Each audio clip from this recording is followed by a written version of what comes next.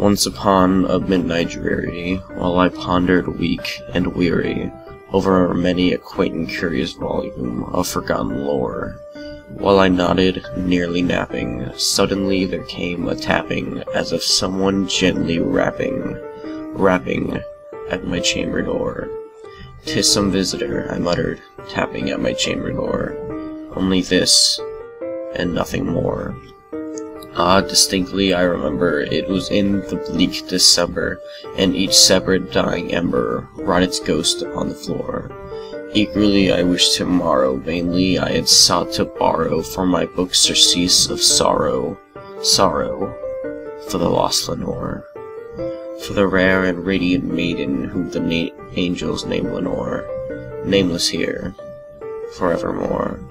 And the silk sad uncertain rustling of each purple curtain thrilled me, filled me with fantastic terrors never felt before, so that now, to still the beating of my heart, I stood repeating, "'Tis some visitor entreating entrance at my chamber door, some late visitor entreating entrance at my chamber door.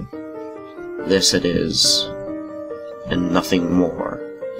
Presently my soul grew stronger, hesitating then no longer. "Sir," said I, "or madam, truly your forgiveness I implore, but the fact is I was napping, and so gently you came rapping, and so faintly you came tapping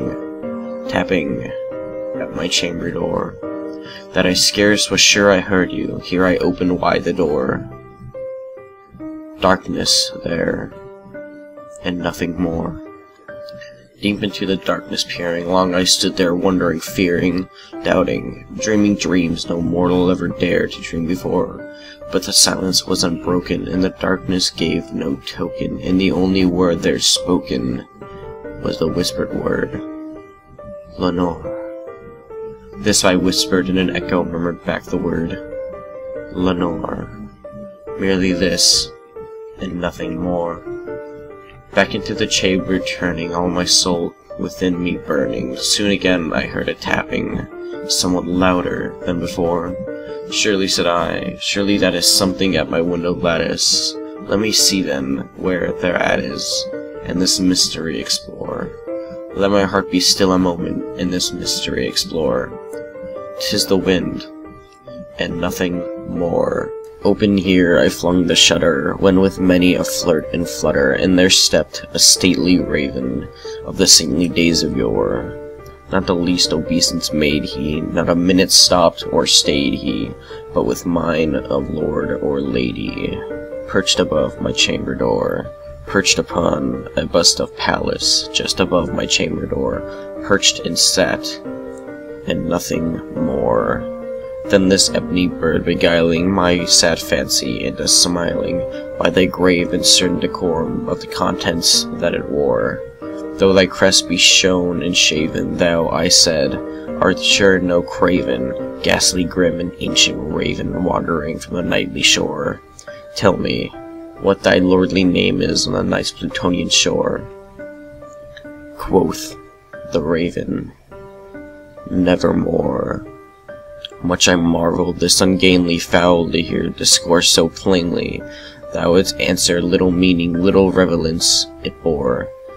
For we cannot agree that no living human being ever yet was blessed with seeing bird above his chamber door, bird or beast above the sculpture, bust above his chamber door, with such a name as Nevermore. But the raven, sitting lonely on the placid bust, spoke only that one word, as of his soul in that one word he did outpour. Nothing further than he uttered, not a feather than he fluttered, till I scarcely more than muttered, "Other friends have flown before. On the morrow he will leave me, as my hopes have flown before."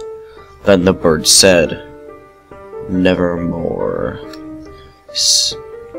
Startled at the stillness broken by reply so aptly spoken, "Doubtless," said I, "what it utters is its only stock and store, caught from some unhappy master who, unmercifully disastered, followed fast and followed faster, till his songs one burden bore, to the dirges of his hope that melancholy burden bore, of nevermore." but the raven still beguiling all my sad soul into smiling. Straight I wheeled a cushioned seat in front of bird, and bust, and door. Then upon the velvet sinking I took myself to linking, fancy under fancy, thinking what this ominous bird of yore, what this grim, ungainly, ghastly, gaunt, and ominous bird of yore, bent in croaking, nevermore.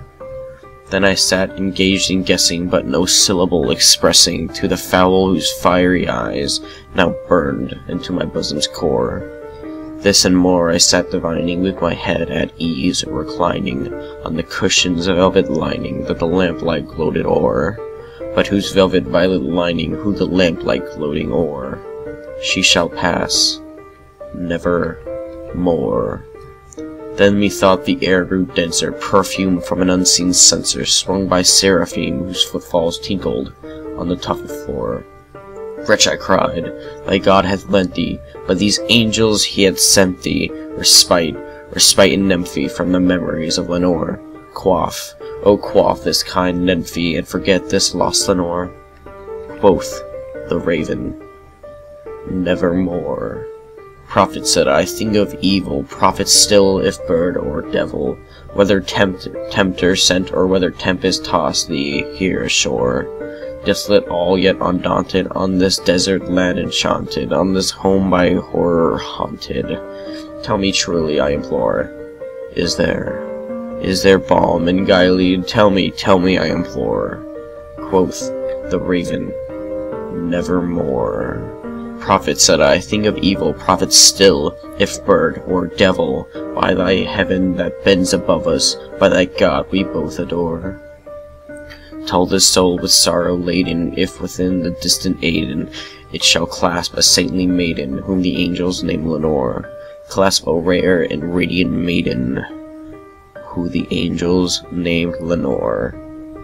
Quoth the raven, nevermore. Be that word or sign of parting, bird or fiend, I shrieked upstarting. Get thee back into the tempest and the night's Plutonian shore. Leave no black plume as a token of that lie that Sal has spoken. Leave my loneliness unbroken. Quit the bust above my door. Take the beat, take thy beak from out my heart, and take thy form from off my door. Quoth the raven, nevermore. And the raven never flitting, still it sitting on the pallid bust of Pallas just above my chamber door, and his eyes have all the seeming of a demon's that is dreaming, and this lamplight o'er him streaming throws his shadow on the floor, and my soul from out that shadow that lies floating on the floor shall be lifted never more.